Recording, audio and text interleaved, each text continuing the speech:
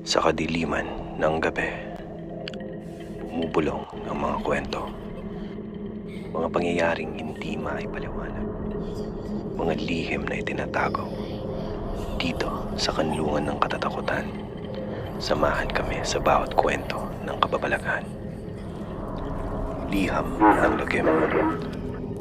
Compilation of true Filipino horror stories.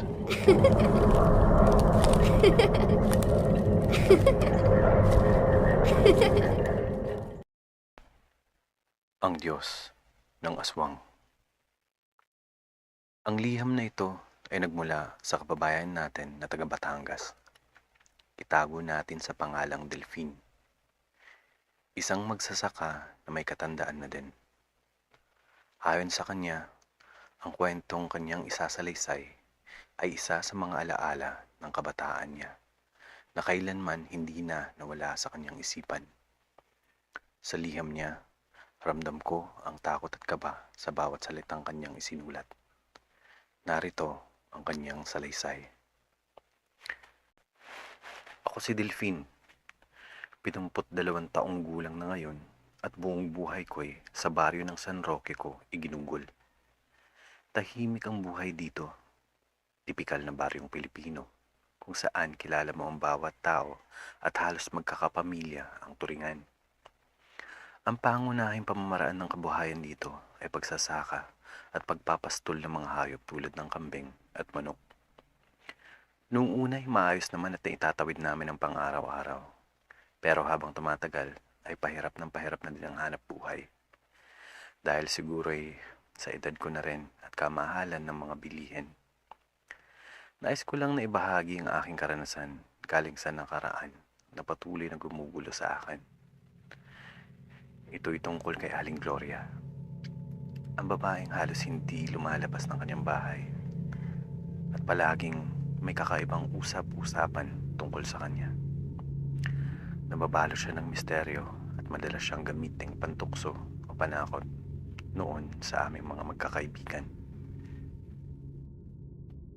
Noong mga panahong iyon ay kapansin-pansin ang pagkawala ng mga kambing at manok at minsan naman aso sa amin sa kalapit na barangay. Minsan nagiging sanhi ito ng mga away-away at hindi pagkakaunawaan ng mga tao. May ilan pa nga na pinagbibintangan ng pagnanakaw. Ang bahay namin ay may kaluyuan kung saan kami nagsasaka. Mahabang lakad muna ang gagawin bago makapunta at makauwi. Mangilan-ngilan lang ang nadadaanan na bahay dahil nga dekada 60 noon at kakaunti pa lang ang mga naninirahan. Isa na doon ang bahay ni Aling Gloria, isang munting kubo na nasa gitna ng palayan. Palaging sirado ang pinto ng bahay niya at napakadalang lang na lumabas ng matanda. Mabibilang ko lamang sa aking mga daliri ang mga pagkakataong iyon. Nakaupo lamang siya sa may pintuan niya at animoy nagmamatyag lang at nakatingin sa mga dumadaan. Di ako sigurado sa edad pero si Aling Gloria ay matanda na kong pagmamasdan. Siguro ay nasa kaparehong edad na siya ng aking yumaong lola. Ngunit kahit na ganoon ay kapansin-pansin na siya'y malakas pa rin at maliksi. May isang pagkakataon nga na ako'y napadaan sa bahay niya nung ako'y pauwi sa amin galing sa sakahan. Napatagal ako doon dahil nagkapaglaro pa ang aking mga kaibigan pagkatapos ng trabaho. Mag-aalas 6 na noon at nag-aagaw na ang liwanag at dilim. Siya'y nakaupo sa may pinto at naghahabi ng sinulit. Napasulyap ako at nagkatitigan kami mata sa mata. Dumiretso lang ako ng paglalakad. Hindi ako mapakali dahil para bang may pumapagabag sa akin. O baka tinatakot ko lang ang aking sarili. Kaya't ako'y lumingon sa likuran. Nakita ko si Aling Gloria. Naglalakad patungo kung saan ako papunta. Dahan-dahan lang ang bawat yapak. Nakakuba siya akong maglakad. Bagyang napatigil ang aking paghinga. Napakalakas ng tibok ng aking dibdib. Ni minsan ay hindi ko pa siya nakitang naglalakad mismo. Walang tao sa paligid. Tanging hangin lang na dumadampi sa mga palay ang aking naririnig. Nang biglang, "Bata!" Pabulong na sambit. Napalingon ako at laking gulat ko na nasa likuran ko na si Aling Gloria. Napatakbo ko ng pagkabilis-bilis hanggang sa mapigtas ang aking tsinelas. Di ko inalintana. Dumiretso ako sa bahay at sinalubong naman ako ng aking nanay na may pagtataka sa kanyang mukha. Hindi ko na kumlento dahil baka pagalitan lang ako dahil nga sa ginabi ako ng pag-uwi. Ilang buwan din ang lumipas at di ko nadatnan si Aling Gloria. Isang araw, nasa kalagitnaan kami ng anihan. Panahon iyon ng Oktubre, kung saan mahaba ang gabi at maikli ang araw. Minsan, nauwi kami sa bukid hanggang gabi na dahil sa dami ng gawain. Isang gabi, natapos ako ng mas huli kesa sa nakasanayan. Kasama ko si Ising, ang matalik kong kaibigan. Habang pauwi kami, napansin namin ang kakaibang katahimikan sa paligid. Walang kuliglig, walang aso. Kahit ang hangin ay parang natutulog. Biglang may narinig kaming kaluskos mula sa kagubatan, sa gilid ng palayan. "Narinig mo yung Delphine?" Tanong ni Ising habang hinihigpitan ang hawak sa kanyang itak. Tumango lang ako. May kaba sa dibdib, pero sinubukan kong maging kalmado. "Baka baboy ramo lang," sabi ko. "Hindi baboy ramo ang ganun. Mas malaki at parang mabigat ang yapak," sagot niya. Nagpasya kaming magkubli sa tabi ng isang punong mangga.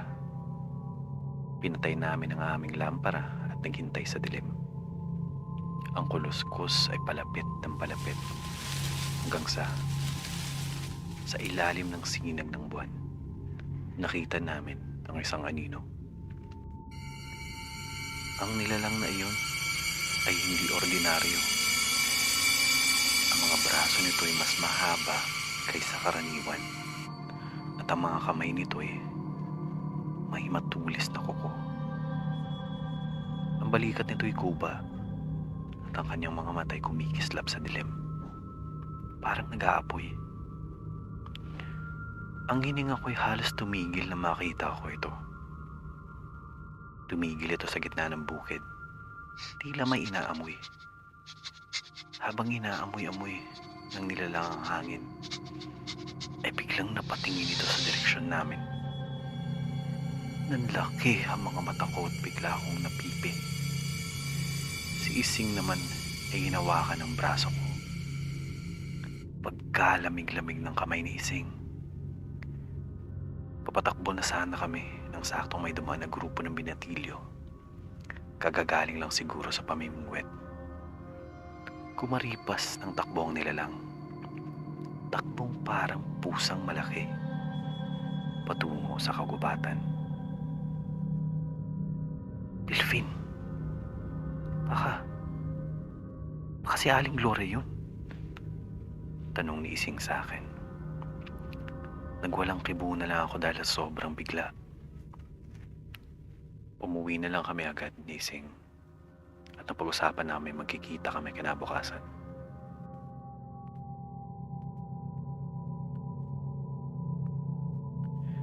Kinaumagahan, sinabi ko kay Ising na ipaalam namin ang aming nasaksihan sa aming manghihilot sa bayan. Pumunta kami kay Katasyo, ang pinakamatanda sa baryo, upang tanungin tungkol kay Aling Gloria. Sinabi niya sa amin na bago pa raw kami isinilang, may usap-usapan ng aswang ang pamilya ni Aling Gloria. Ang kanyang ina raw ay isang mangkukulam na umano'y itinakwil ng mga taong karatig baryo. Dahil dito, namuhay ang pamilya niya nang hiwalay sa iba. Huwag na lang daw naming guluhin kasi hindi naman kami ginagambala. Ilang araw din ang lumipas at nagkasalubong kami ni Ising isang umaga. "Halika Delphine, may ipapakita ako sa iyo," kanyang sabi sa akin. Ako naman ay sumama dahil sa aking kuryosidad. Kami ay pumasok ng gubat. Mga ilang milya din ang layo. Napakaliblib ng lugar at kahit ako, naminadong palalakwatsa noon, ay hindi pa napupuntahan ang mga parteng iyon. Siguro ay dahil sa umaga pa at may itak kaming dala, kaya malakas ang aking loob. Napadpad kami sa isang malaking puno ng balete at laking gulat ko nang napansin kong may mga maliliit na buhok at buto ng hayop sa paanan ng puno. May altar ito na nakaukit at sa gitna ay may nakabalot na panyong itim. Napapaligiran ito ng mga figurang nakaukit. "Umalis na tayo, Ising. Kinakabahan ako," wika ko. Ngunit ayaw magpatinag ni Ising. Dapat daw ay sirain namin ang altar. Bigla niya itong hinampas ng itak at dali-dali ko namang sinuway. "Ihibang ka na ba? Mapapahamak tayo dyan sa pinaggagawa mo. Bahala ka dyan, iiwan kita." Pagkaalis ko'y sumunod naman agad si Ising. Habang kami paalis, bigla itong nahilo at nawalan ng malay. "Ising! Ising! Ayos ka lang ba?" Tila may masamang hangin na dumapo sa kanya. Kinabahan ako ng mga sandaling iyon. Hindi ko alam ang gagawin. Iiwan ko na lang ba siya dito? Hahanap ng tulong. Pero di ko kabisado ang daang pauwi dahil unang beses ko doon. Hinatak ko na lang ang aking kaibigan sa isang sulok at nagpakasakali magising siya maya-maya. Ang dahan-dahan na paglapit ng takip silim ay siyang bumabagabag sa akin. Nakakabaliw. Ni minsan ay hindi ko binitawan ang itak na aking daladala habang binabantayan si Ising. Kapansin-pansin, tila'y pagtahimik ng kapaligiran. Bilog ang buwan noon at kahit na gabi ay maaaninag pa rin ang paligid. Bigla akong nagulat nang may narinig akong kaluskos sa malayo. Sinundan ito ng mga yapak na tila'y nakaapak sa mga tuyong sanga. "May tao!" sabi ko sa sarili ko. Tatakbo na sana ako para humingi ng tulong nang mapansin kong si Aling Gloria pala iyon. Tuwid maglakad, animoy bumalik sa pagkabata. Bitbit niya ang isang kambing. Halatang patay na ito at warak-warak ang tiyan. Sa sobrang takot ko ay napayakap ako kay Ising. Hawak-hawak pa rin ang itak. Binantayan ko ang bawat galaw ni Aling Gloria. Nagtungo siya sa ilalim ng malaking puno ng balete. Nakita ko na parang may kinakausap. Para pang siya'y umiiyak. Mula sa kanyang bibig, narinig ko ang kanyang bulong. "Sino ang naglapas tangat sa iyo? Magbabayad ang may sala. Kunin mo ang aking alay. Huwag mo akong pabayaan." Habang sinasambit niya ito, ay biglang nagising si Ising. "Sino po Sinubukan kong takpan ng kanyang bibig, ngunit ako'y huli na. Asan ako? Biglang gulat ni Ising. Napatigil si Aling Gloria. Dahan-dahan siyang tumingin patungo sa aming pinagtataguan. Sa kanyang tingin, alam kong hindi na siya tao. Ang kanyang mga mata'y punong-puno ng galit. Aking Diyos na minamahal, ito'y para sa iyo. Marahan niyang sinabi habang nakatingala. Bigla siyang tumakbo papalapit sa amin. At nung nasa aktong kami niya ay dadakmalin, ay biglang naglabas si Ising ng tinik ng bage. Sinugatan niya ito sa kamay. Napahiyaw si Aling Gloria. Sa sobrang sakit, ay para bang siya'y umiiyak. Para bang siya'y nalulusaw. Sa isang iglap, tumakbo siya palayo. Umalis naman kami agad ni Ising para magsumbong sa bayan. Pagkalabas namin ng gubat ay kapansin-pansin na parang may ilaw sa unahan ng palayan. At tila may usok na lumalabas patungong langit. Nasusunog. Sunog ba yan? Tanong ni Ising. Ngunit nang papalapit na kami, napagtanto namin na ito'y bahay ni Aling Gloria. May mga mangilan-ngilan na din na tao na naroon. Hindi na daw nila sinubukang sumulong sa loob kasi huli na ang lahat.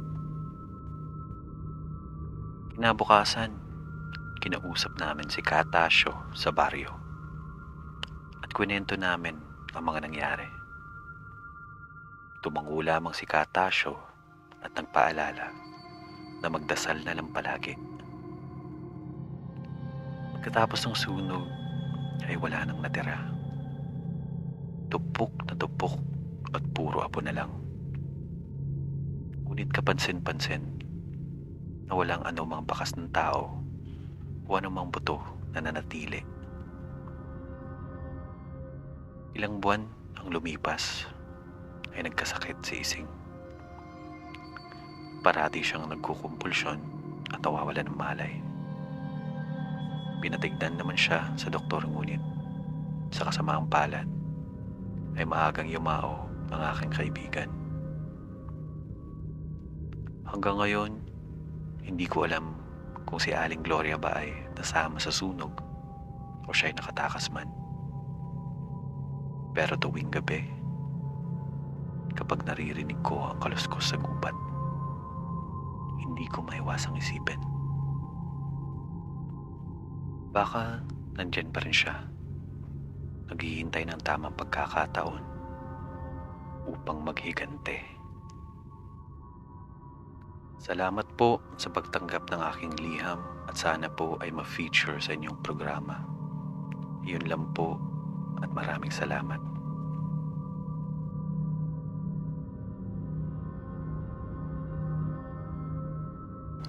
At dito po nagtatapos ang isa na namang kwento ng kababalaghan.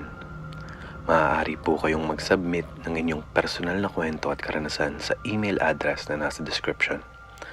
Kung inyo pong nagustuhan ang aming handog, ay huwag kalimutang mag-like at mag-subscribe sa channel. Click the notification bell para lagi kayong updated sa mga bagong videos. Maraming salamat po.